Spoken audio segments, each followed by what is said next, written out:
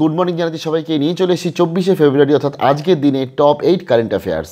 প্রতিদিন সকাল শুরু হোক পড়াশোনার সাথে আরজি টেকের সাথে। চলুন দেখে নিচ্ছি আজকের দিনে টপ 8 কারেন্ট অ্যাফেয়ার্স। যারা নতুন এসেছেন রিকোয়েস্ট করছি সাবস্ক্রাইব করবেন, সঙ্গে থাকবেন। চলুন দেখে নিই টপ 8 কারেন্ট অ্যাফেয়ার্স। প্রথমেই যেটা রয়েছে, খুব ইম্পর্টেন্ট সবকটাই কারেন্ট অ্যাফেয়ার্স আজকের, তাই অতি অবশ্যই মনে রাখবেন। সম্প্রতি ভারতের প্রথম ডিজিটাল বিশ্ববিদ্যালয় কোন রাজ্যে উদ্বোধন করা হয়েছে? তিনটে অপশান, কেরল, উত্তরপ্রদেশ, মহারাষ্ট্র। সঠিক উত্তরটি হচ্ছে কেরল। কেরল বা প্রথম ডিজিটাল বিশ্ববিদ্যালয় উদ্বোধন করলো তার রাজ্যে।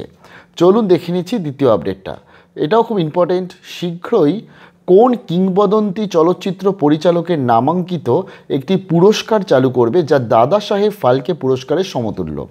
অর্থাৎ আমাদের আপনারা বুঝেই গেছেন এইগুলো দেখে যে সবকটাই বাংলার। ঋত্বিক ঘটক, মৃণাল সেন এবং সত্যজিৎ রায়। অপশানগুলো দেখে আশা করি বুঝে গেছেন।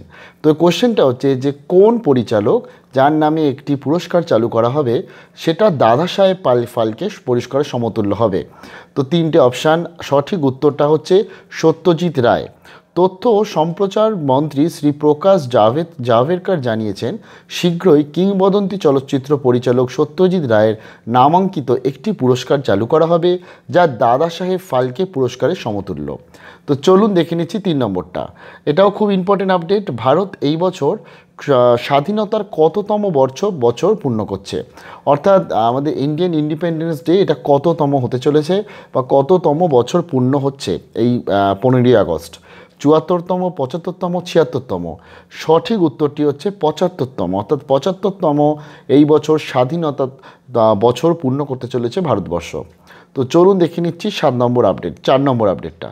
সম্প্রতি কোন রাজ্যে শিক্ষার মানোন্নয়নের জন্য কেন্দ্রীয় সরকার, রাজ্য সরকার ও বিশ্ব ব্যাংকের মধ্যে 68 মিলিয়ন মার্কিন ডলারের একটি চুক্তি স্বাক্ষরিত হয়েছে?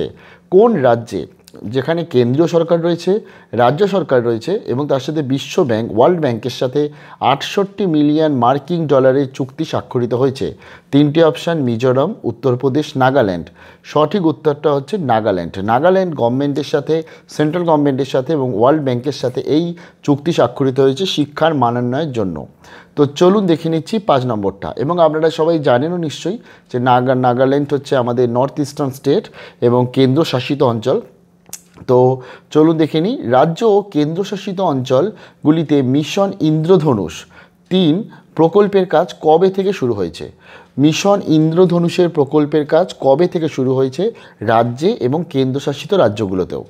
21শে ফেব্রুয়ারি, 22শে ফেব্রুয়ারি, 23শে ফেব্রুয়ারি। সঠিক উত্তরটা হচ্ছে 22শে ফেব্রুয়ারি। রাজ্য ও কেন্দ্রশাসিত অঞ্চলগুলিতে মিশন ইন্দ্রধনুষ 3 প্রকল্পের কাজ জোরদার করা হচ্ছে, বিশেষত যে সমস্ত এলাকায় গর্ভবতী মহিলা ও শিশুরা রোগ প্রতিরোধ ক্ষমতা অর্জনের জন্য নিয়মিত টিকাদান কর্মসূচির সঙ্গে যুক্ত হতে পারেনি, সেই সব এলাকায় এই প্রকল্পের রূপায়ণে বিশেষ জোর দেওয়া হচ্ছে। এই প্রকল্পে 3য় পর্যায়ের মাধ্যমে শিশু এবং গর্ভবতী মহিলাদের জন্য সরকারি কর্মসূচি গ্রহণ করেছে, যা 2021-এর 22শে ফেব্রুয়ারি থেকে 15 দিনের জন্য শুরু হয়েছে।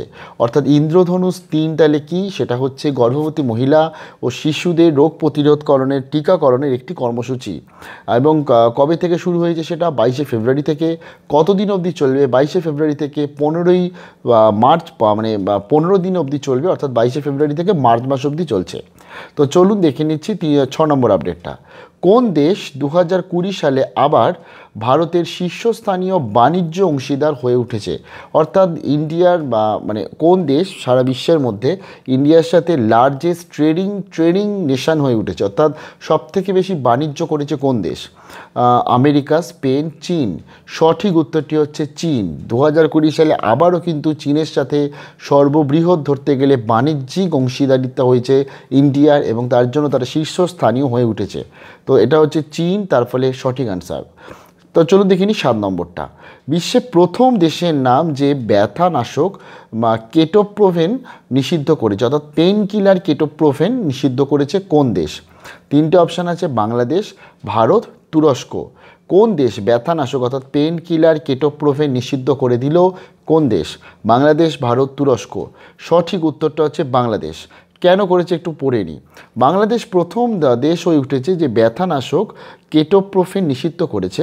গবাদি পশুদের চিকিৎসার জন্য এই ব্যথানাশকটি ব্যাপকভাবে ব্যবহৃত হয়, তবে এই ব্যথানাশক শকুনের জন্য বিষাক্ত।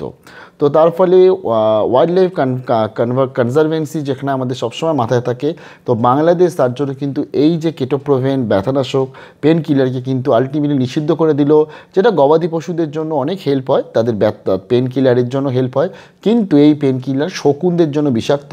তার জন্য কিন্তু ফাইনালি বাংলাদেশ গভর্নমেন্টের তরফ থেকে ডিসিশনটা নেওয়া হয়েছে। তো চলুন দেখে নিচ্ছি 8 নম্বরটা।